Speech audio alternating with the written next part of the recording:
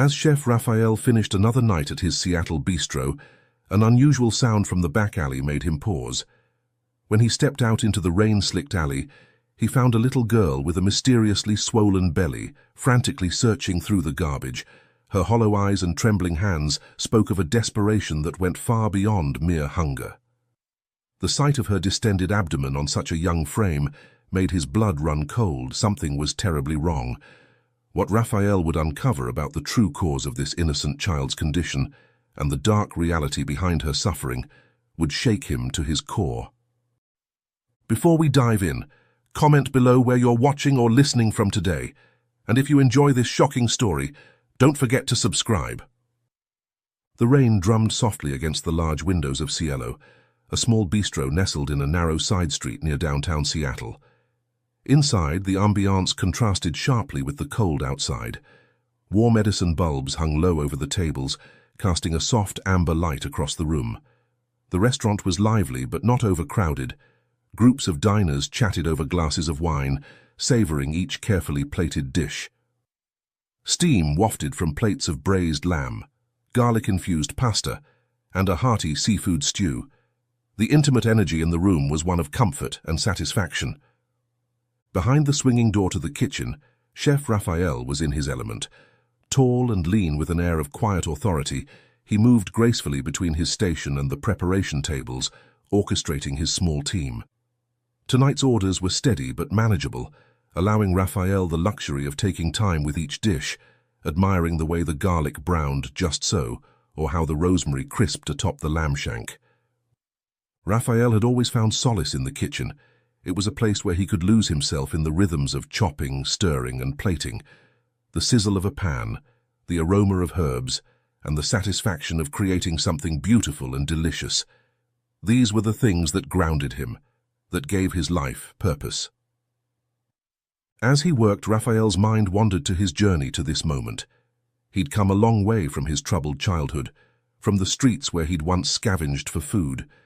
Cooking had been his salvation, a skill he'd honed over years of dedication and hard work. Now at 35, he owned this small but successful bistro, a testament to his resilience and passion. At 9 p.m., Raphael slid the last dish of the day over to the wait station, a plate of pan-seared salmon, nodding to the waitress to take it out. As he did, he heard a sudden, sharp noise from outside, a faint thud and rustling from the back alley where the restaurant's dumpster sat. Raphael's brow furrowed slightly. It wasn't unusual to hear the occasional noise from the alley. He was familiar with the sounds of scavenging from the growing homeless population in the area, but something about this noise felt different, almost urgent, tugging at his attention. He paused, spatula in hand, listening intently. The sound came again, a little louder this time. It wasn't the usual rummaging he was accustomed to hearing. There was a desperation to it, a frantic quality that made the hairs on the back of his neck stand up. Raphael glanced at the clock, debating with himself. He'd learned from his 10 years running Cielo that it was often better to let people be if they were rummaging through trash. During his first few years in the neighborhood, he had tried to stop the activity, only to end up with people angrily shouting at him, or worse, retaliating against the restaurant by leaving graffiti or trash. Over time, he'd learned to let things be, and that people would usually come by later, after closing hours. But tonight an odd feeling nagged at him. It was more than just curiosity. It was a pull, an instinct he couldn't quite explain. Setting down the plated dish, Raphael signaled his sous chef Matthew to cover him for a moment. "I'll be right back," he said, already moving towards the back door. "Just need to check on something outside." Matthew nodded, seamlessly taking over Raphael's station. "No problem, chef, I've got it covered." Raphael stepped out of the kitchen and walked through the narrow hallway leading to the back door. The rain was steady, and he pulled his coat tighter as he pushed open the door to the alley, squinting to adjust his eyes to the dim streetlight filtering in. At first, all Raphael heard was the sound of clinking bottles and the rustling of plastic bags. But then, by the dumpster, he saw a small figure, a young girl no older than 10 or 11, her clothes thin and damp, clinging to her as she frantically searched through the trash. She was soaked, her dark, tangled hair plastered against her head, her face pale against the night. Despite the rain, she seemed entirely focused on rummaging, pulling scraps out with a strange intensity, as though she was on a tight deadline. Raphael stood there for a moment, frozen in place, taking in the scene before him. The girl's desperation was palpable, and it stirred something deep within him, a memory of his own past, of times when he too had searched through garbage for something to eat. He called out, his voice gentle but firm, "Hey, are you all right?" The girl froze, her hands still on a half-torn piece of bread she'd just pulled from the trash. She looked up at him, wide-eyed, like a deer caught in headlights. For a split second, Raphael registered the look in her eyes, wary, hollow, yet brimming with a desperation that chilled him even in the warmth spilling out from the kitchen door behind him. His eyes couldn't leave the sight of her swollen belly, as big as a pregnant woman in her second semester. The incongruity of it, a child's face above a swollen abdomen, made his breath catch in his throat. And then, just as quickly, she clutched the scrap of bread to her chest and darted into the shadows, disappearing before he could say another word. Raphael stood there for a moment longer, the rain soaking through his chef's coat, his mind reeling from what he'd just seen. The image of the girl, her hollow eyes, her swollen belly, was burned into his memory. He felt a deep, unsettling mix of concern and helplessness. He wanted to follow her, to make sure she was safe, to offer her something more substantial than scraps from a dumpster. But he knew from experience that chasing after her would likely only frighten her more. Besides, he had a restaurant to attend to. With a heavy heart, Raphael turned back towards the kitchen door. As he reached for the handle, he paused, looking over his shoulder one last time at the spot where the girl had disappeared. Back in the warmth of the kitchen, Raphael tried to shake off the encounter, though the image of the girl's pale face and swollen belly lingered in his mind. He moved back to his station, declaring to his team that it was time to wrap up. Everyone got into gears, but Raphael could feel his movements lacked their usual fluidity. His mind kept drifting back to the alley, to the girl who'd vanished into the night. After a few minutes of distracted cleaning up his station, Raphael couldn't keep it to himself any longer. He turned to his sous chef, Matthew, who was busy packing up the leftover sauce reduction. "Matt," he said, his voice low, "did you see a girl with a swollen belly out there earlier?" Matthew raised his eyebrows in concern. "Another one scavenging?" he asked, while pacing toward the fridge and sliding the wrapped bowl inside. "They're getting braver, I guess. Used to wait until after we closed." Raphael nodded, trying to describe the girl. But she was just a kid, maybe 10, 11 years old, if that. She had this big belly. Overhearing, Kenny, the busboy, leaned in, chuckling darkly. "Big belly, huh? Probably pregnant," he suggested with a casual shrug. Raphael's expression hardened, an unsettling realization dawning on him. "She looked too young for that," he insisted, recalling her thin frame, wild hair, and the hollow look in her eyes. "You'd be surprised," Kenny said nonchalantly, wiping his hands on a towel. "If a girl's had her period, it can happen, even at 10. Raphael was taken aback, feeling a sick twist in his stomach. The casual way Kenny spoke about it made Raphael's skin crawl. He wanted to argue, to insist that it couldn't be true, that there had to be another explanation. But a part of him knew that Kenny might be right, and that thought filled him with a mixture of anger and sadness. Trying to change the subject and divert his unease, he directed everyone to finish their tasks, calling the evening's end in the kitchen. Raphael moved through his usual end-of-day routines. He turned off the oven, let the kitchen fans whir down, and wiped down his station one last time. Matthew gathered the laundry bag, Kenny emptied the grease trap, and Lewis, the kitchen hand, put the last of the clean dishes back into the cabinets. With the kitchen quiet and the work done, Kenny suggested grabbing a beer at their usual spot and gesturing to the others. Matthew shook his head, mentioning that his wife and kids were waiting for him at home, but Lewis agreed, nudging Raphael to join them.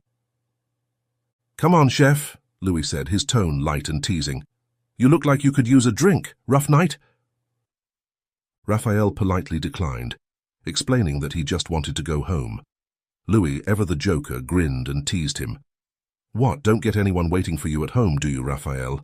Come on, have a beer with us, can't always be serious." Raphael managed to smile, brushing off the invitation with a light-hearted excuse. "I've got my own way of winding down," he replied, heading toward the back door to lock up. "Maybe next time, guys." As they parted ways, Louis, feeling playful, threw a careless joke over his shoulder. "Just don't go getting some kid pregnant on your way home, chef." Raphael didn't respond to the joke, feeling the discomfort gnaw at him again as he remembered the girl's face. The comment, meant in jest, hit Raphael like a punch to the gut. He knew Louis didn't mean anything by it, that he had no idea about the girl in the alley. But the casual way he joked about such a serious matter made Raphael's skin crawl. As he locked up the restaurant, Raphael found himself thinking about the differences between his life and those of his staff. They were good people and hard workers, but their lives were so far removed from the realities of the streets. They could joke about things like teen pregnancy because it wasn't real to them, just something they saw on the news or in movies. He shook his head, trying to clear the dark thoughts. It was late and he was tired. He needed to go home, get some rest, and approach the situation with a clear head in the morning. Maybe then he could figure out a way to help the girl if she was still around. Stepping into the rainy night, Raphael pulled his coat tighter and made his way to his car. The streets were nearly empty at this hour, the few people still out hurrying along with umbrellas or ducking under awnings to escape the persistent drizzle. But as he neared his car, he noticed a small figure in the shadows, a familiar swollen belly and tangled hair partially illuminated by the glow of a distant street lamp. His heart rate quickened as he realized it was the same girl from earlier. This time she was speaking with a man who was leaning against a wall, his hood pulled low over his face. Raphael watched from a distance as she handed him a few crumpled bills, and he slipped something into her hand in return. Raphael's breath caught, and his mind raced with the suspicion that this was a drug deal. "Is the girl pregnant and taking drugs?" he mused. He felt a surge of conflicting emotions, concern for the girl's safety, anger at the man who seemed to be taking advantage of her, and a gnawing sense of helplessness. What could he do? Call the police? Confront them directly? Neither option seemed likely to help the girl in the long run. Disturbed but unsure of what to do, Raphael decided to follow her as she left. He knew it wasn't the most ethical choice, but he couldn't bear the thought of letting her disappear into the night again without knowing she was safe. Keeping a far enough distance, he watched as she ducked down one street after another, navigating the maze of alleys and side streets like a practiced local. Her small figure moved with purpose, clearly familiar with this urban landscape in a way that spoke of long experience. As he followed, Raphael's mind raced with questions. Where was she going? Did she have a home? And what about her family? Where were they in all of this? The more he thought about it, the more he realized how little he actually knew about her situation. Eventually, she reached a small, tattered tent, tucked against a wall in an alley. Raphael waited, hiding behind a nearby wall as he watched her slip inside the tent. He felt a pang of sadness and guilt, wondering how long she'd been living this way, and if anyone else had noticed or tried to help.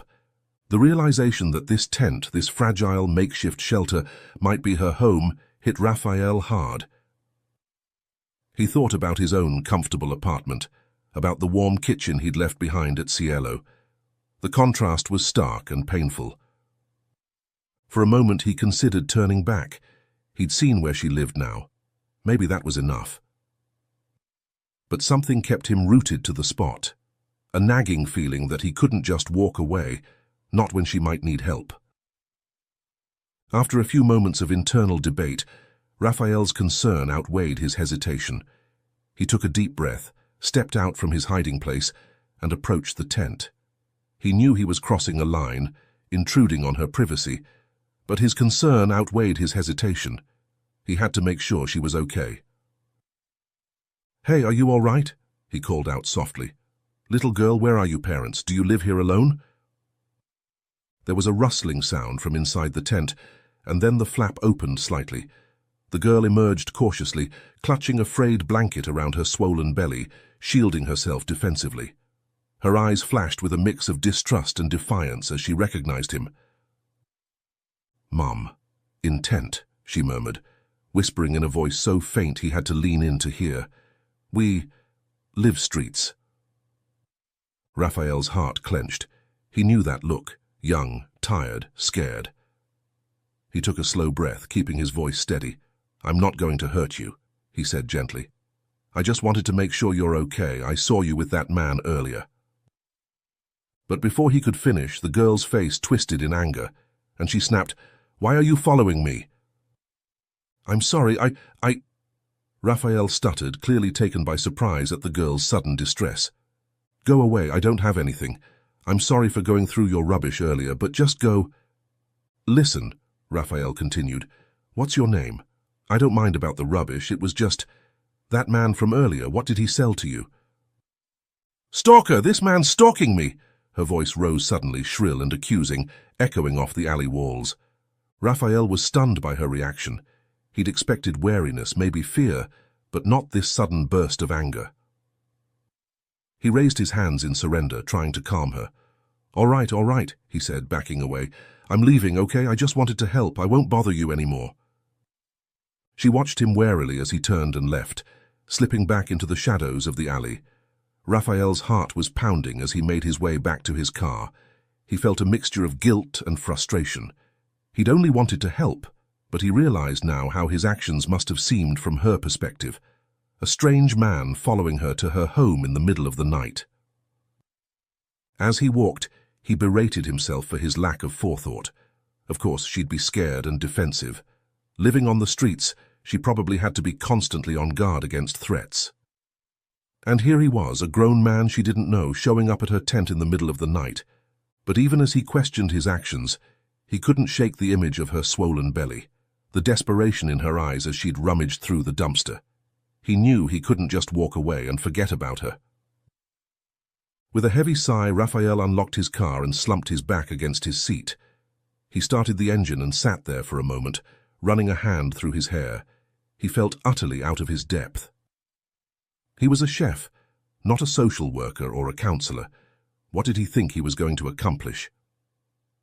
Raphael pulled away from the curb and drove through the misty streets, his mind a whirlwind of thoughts and emotions.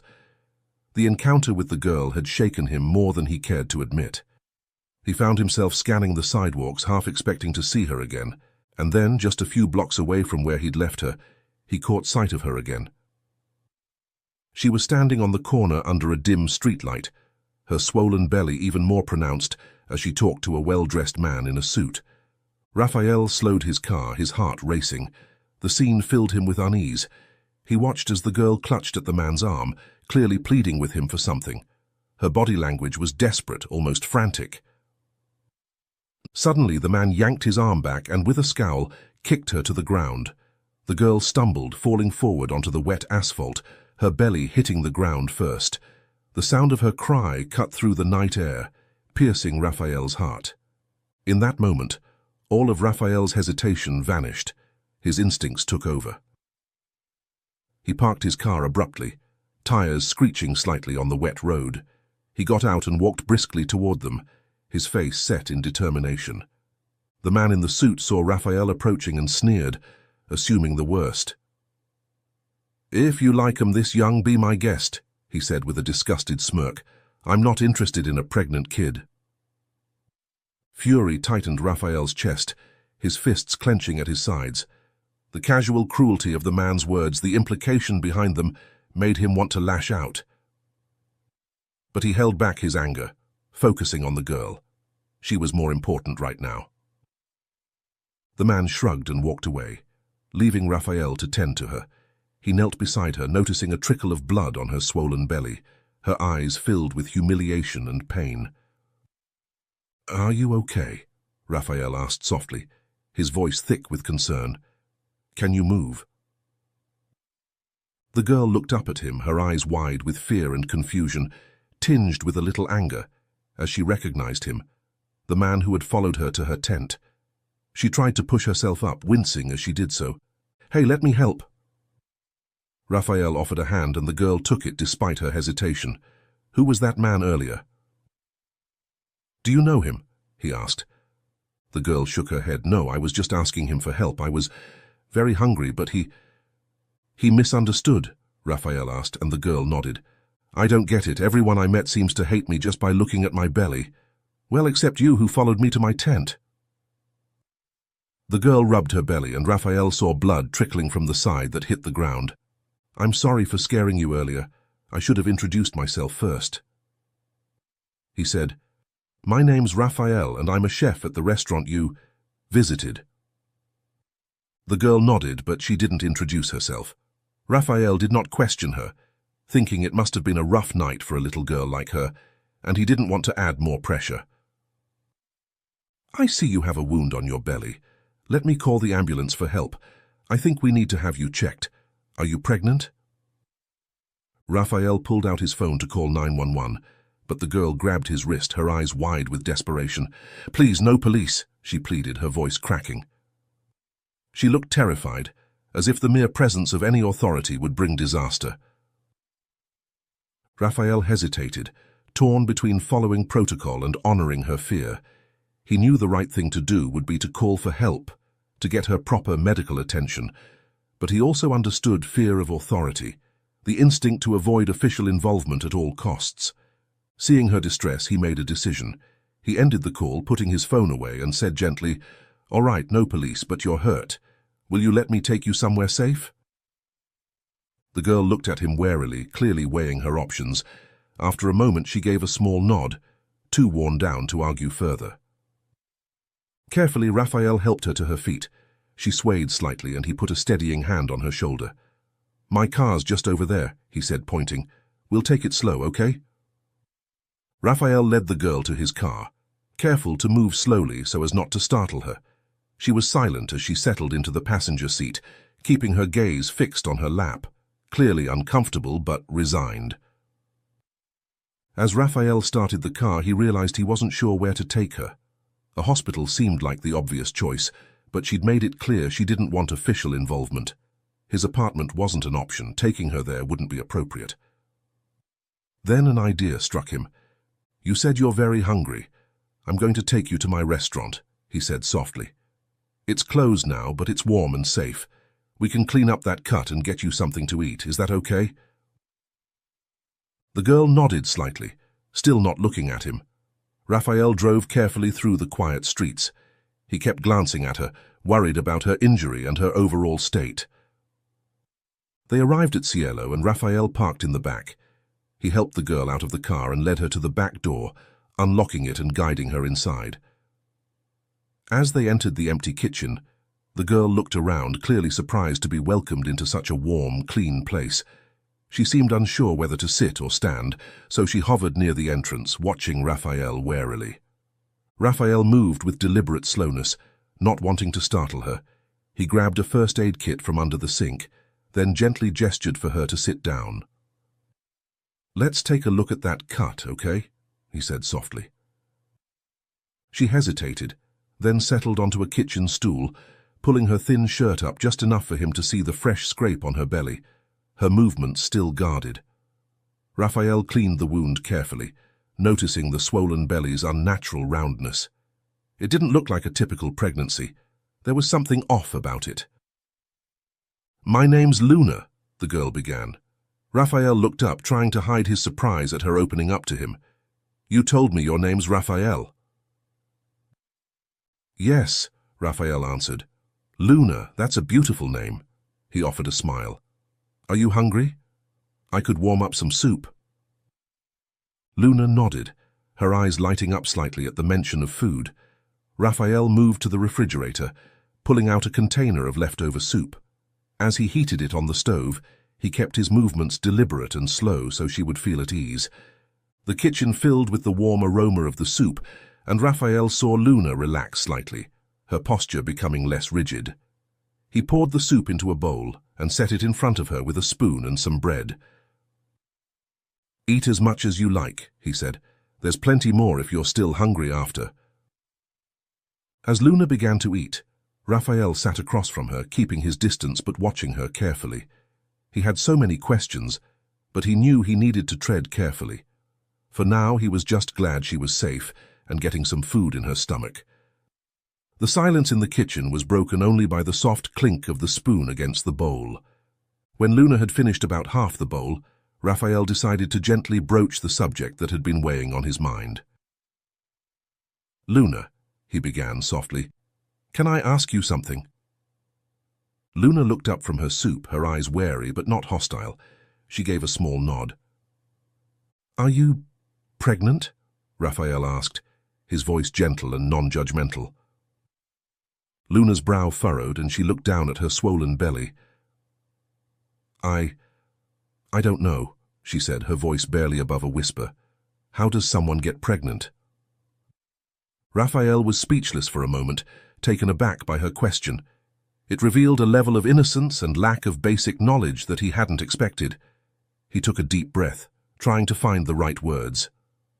"Well," he started carefully, "usually it happens when a man and a woman sleep together.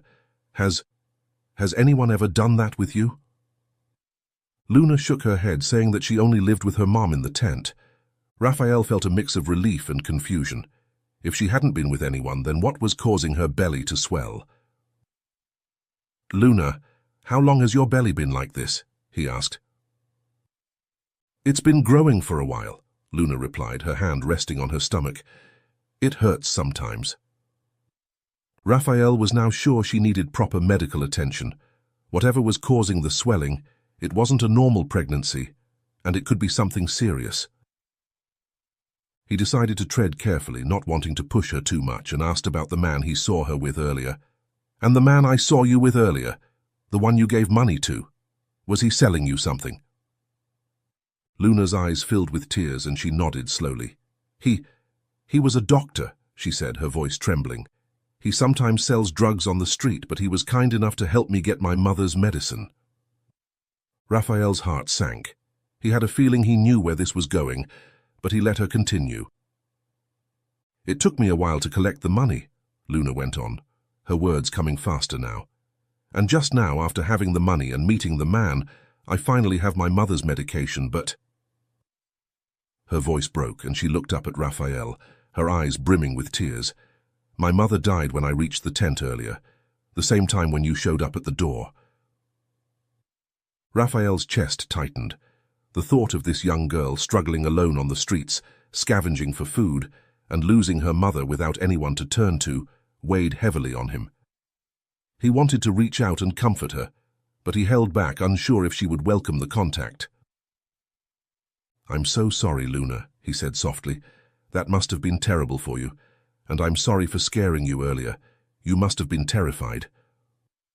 Luna wiped strays of tears on her cheeks with the back of her hand. "I didn't know what to do," she whispered. "I was scared. I thought you might be a police asking me about the doctor. I have heard around here that the police were looking for him and my mother had died and I didn't know what to do." Raphael took a deep breath, knowing that what he was about to suggest would be difficult but necessary. "Luna," he said gently, "I'm here now and I'm not a police, just a chef. I think we need to go back to your tent. We need to check on your mother." Luna looked at him, fear and uncertainty clear in her eyes, but after a moment she gave a small nod. Raphael stood up slowly. "Okay," he said. "We'll go together. You're not alone in this anymore, Luna, I promise." After Luna finished her meal and Raphael was done tending to her wound, he asked her to go back to her tent to check on her mother. Luna looked at him long enough before she finally agreed. Her eyes filled with a mix of fear and resignation. Raphael led her outside to his car. They drove in silence, the rain falling softly against the windows. The streets were nearly empty at this late hour, the city seeming to hold its breath. Raphael glanced at Luna occasionally, noticing how small and vulnerable she looked curled up in the passenger seat. They arrived back at the tent in the dimly lit alley, and Raphael followed Luna as she approached the tent slowly, pausing before lifting the flap. She glanced at him, her face pale and scared. Taking a deep breath, she stepped inside with Raphael close behind. Inside the tent, Raphael's worst fears were confirmed. The woman, Luna's mother, lay motionless, her skin ashen and cold. There was no sign of life, and the sight filled Raphael with a deep, solemn sadness. He knelt beside the woman, gently reaching out to check for any faint sign of a heartbeat or breath. But he already knew. Luna stood frozen, her eyes fixed on her mother's still form. Raphael turned to her, his heart breaking for the young girl who had lost everything. "Luna," he said softly, "I'm so sorry, your mother, she's gone." Luna's face crumpled and she let out a heart-wrenching sob. Raphael instinctively moved to comfort her, wrapping his arms around her small frame as she cried. He held her gently, letting her grieve, knowing that no words could ease this pain. After a few minutes, Luna's sobs quieted to soft whimpers. Raphael gently pulled back, looking into her tear-stained face. "Luna," he said gently, "we need to call someone. The police need to know about your mother, and we need to get you some help." Luna's eyes widened in fear. "No police," she whispered frantically. "They'll take me away, please, no." Raphael took a deep breath. He knew he couldn't just leave the situation as it was, but he also understood Luna's fear. He needed to find a way to handle this that would keep Luna safe and get her the help she needed. "Luna, listen to me," he said, his voice calm but firm. "I promise I will help you, but we have to do this the right way. We need to call the police so they can take care of your mother properly, and we need to get you to a doctor to check on your belly. Will you trust me?" Luna looked at him for a long moment, then gave a small nod. Raphael squeezed her shoulder gently, then pulled out his phone to dial 911. "Yes, I need to report a deceased individual," he told the dispatcher, his voice low and steady. "I'm with her daughter. She's very young and alone." As he gave the necessary information, he kept his free arm around Luna, offering what comfort he could. As he ended the call, Raphael looked down at Luna. "They're on their way," he said softly. "It's going to be okay. I'm going to stay with you through all of this. You're not alone." Luna leaned into him, her small body shaking slightly. Raphael held her close, his mind racing with thoughts of what would come next. He knew the road ahead would be challenging, but he was determined to see it through. He couldn't abandon Luna now, not when she needed help the most. Moments later, the distant sound of sirens grew louder, cutting through the quiet night as red and blue lights illuminated the narrow alley. An ambulance and a police car pulled up, their flashing lights casting eerie shadows on the walls of the surrounding buildings. Luna tensed, clutching her blanket more tightly. Raphael placed a reassuring hand on her shoulder. "It's okay," he said softly. "They're here to help. I'm not going anywhere." Two police officers stepped out of their car, one with a notepad, the other scanning the area. Raphael greeted them, explaining the situation, and they listened, glancing at Luna with sympathy. He led them to the tent, where they confirmed the mother's death. The paramedics carefully removed the body from the tent and prepared it for transport. Raphael watched as they worked, feeling a deep sadness for the woman he had never met, whose life had ended in such difficult circumstances. One officer, a woman with kind eyes, knelt to talk to Luna. "Hi, Luna," she said gently. Her eyes fell on Luna's swollen belly. Her expression changed slightly, a mix of concern and confusion crossing her face. "I'm Officer Sarah. Can you tell me about your mother?" Luna looked down, her hands unconsciously resting on her swollen belly as she gathered her thoughts. Her voice was soft and unsteady. "My mum. We've been on the street for a while now," she began, her gaze drifting past Officer Sarah to some distant memory. "She's been sick for a long time, coughing a lot, barely able to get up some days.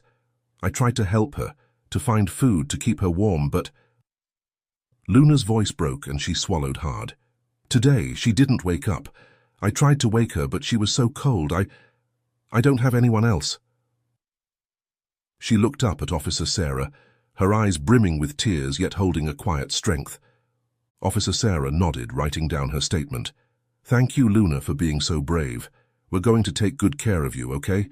But to do that, we need to take you to the hospital to have your belly checked." Luna's eyes widened in fear and she looked to Raphael. He knelt beside the officer, meeting her eyes. "It's going to be all right," he said. "I'll come with you if that's okay." He looked up at Officer Sarah, who nodded her approval. "That would be fine," she said. "We'll need to ask you some questions too, sir." Raphael nodded. "Of course, whatever you need." As they prepared to leave, Raphael noticed a social worker had arrived on the scene. She introduced herself as Ms. Thompson and explained that she would be overseeing Luna's case. "We'll need to find a safe place for Luna to stay," Ms. Thompson said. "Do you know if she has any relatives?" Luna shook her head, her eyes filling with tears again. Raphael felt a surge of protectiveness. "If it's possible," he said, surprising himself, "I'd like to offer to be her temporary guardian, at least until we can figure out a more permanent solution." Miss Thompson looked at him appraisingly. "That's very kind of you, Mr. Morales, Raphael Morales." She nodded. "We'll need to do some background checks and assessments, of course, but if everything checks out, that could be a possibility. For now, let's focus on getting Luna the medical attention she needs." As they walked towards the ambulance, Raphael kept his hand on Luna's shoulder, offering silent support. He knew the road ahead would be challenging, but he was committed to seeing it through. Whatever happened next, he was determined to ensure that Luna would be safe and cared for. After the police and social worker coordinated care, Raphael accompanied Luna to the hospital, staying with her throughout the way and in the waiting room. He had even stepped into the police car with her, leaving his car parked where he had left it. The stark white walls and antiseptic smell of the hospital were a sharp contrast to the dark, damp alley they had just left. Luna sat quietly beside him, her small frame seeming to shrink even further in the large hospital chair. As Luna was taken in for an examination, Raphael remained outside, reflecting on the day's events and feeling an overwhelming sense of responsibility. He paced the waiting room, his mind racing with thoughts of what might come next. How had his life changed so dramatically in just a few hours? While waiting, Raphael's exhaustion caught up with him, and he eventually drifted off to sleep in one of the uncomfortable waiting room chairs. In his sleep, he had a vivid dream about his own past. He recalled the loss of his mother during childbirth and the subsequent years with his distant alcoholic father. In the dream, he saw himself as a small boy being abandoned by his father. The memory was painfully clear. His father's car driving away, leaving him alone on the street to survive on his own. Raphael found himself wandering the streets, scavenging for food, feeling the gnawing hunger and desperation that had been his constant companions during those dark days. But then the dream transitioned again. This time, he saw the elderly couple who had found him rummaging through their trash. In his dream, their faces were kind and concerned as they approached him, offering him not just food but a home and a chance at a stable life. The warmth of their kindness contrasted sharply with the cold desperation of his earlier memories. As the dream faded, Raphael felt a renewed sense of purpose. The couple had given him a second chance at life, and now he had the opportunity to do the same for Luna. Dawn was breaking as Raphael woke, the pale light of early morning filtering through the waiting room windows. He stretched, his body stiff from sleeping in the chair, and looked around, momentarily disoriented. A doctor in a white coat approached him, clipboard in hand. "Mr. Morales?" she asked.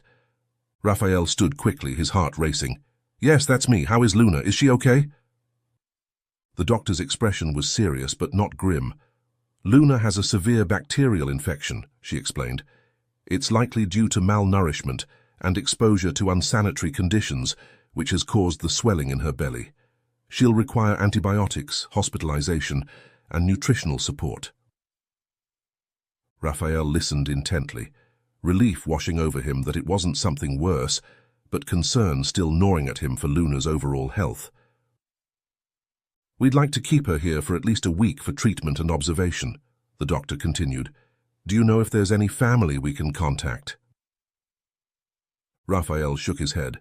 "No, she doesn't have anyone. Her mother just passed away." The doctor's expression softened with sympathy. "I see. Well, we'll need to coordinate with social services for her care after she's released. In the meantime, would you like to see her?"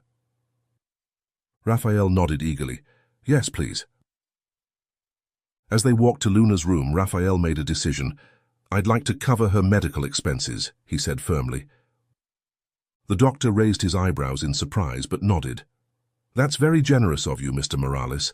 I'll pass this information to our billing department, and Mrs. Thompson, the social worker, will return to the hospital once Luna is feeling a bit better. She's still resting right now. They reached Luna's room, and Raphael took a deep breath before entering. Luna lay in the hospital bed, looking small and vulnerable amidst the tubes and monitors. Her eyes lit up slightly when she saw Raphael. Hey, Luna, he said softly, approaching her bedside. How are you feeling? Okay, she mumbled, her voice weak. What's going to happen to me now? Raphael sat down in the chair next to her bed.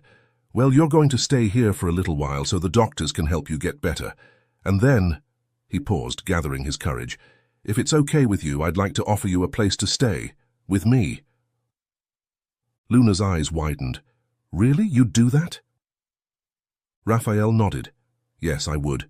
We'll need to talk to the social workers and make sure everything is okay, but if you want, I'd like to be your foster parent, at least for now.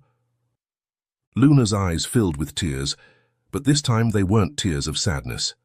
She reached out and took Raphael's hand. Thank you, she whispered. Raphael squeezed her hand gently. You're welcome, Luna. We're going to figure this out together, okay? As they sat there, hand in hand, Raphael felt a sense of peace settles over him. He knew there would be challenges ahead, legal hurdles, adjustments to their lives, and the long process of healing for Luna. But he also knew, with a certainty that surprised him, that this was the right path.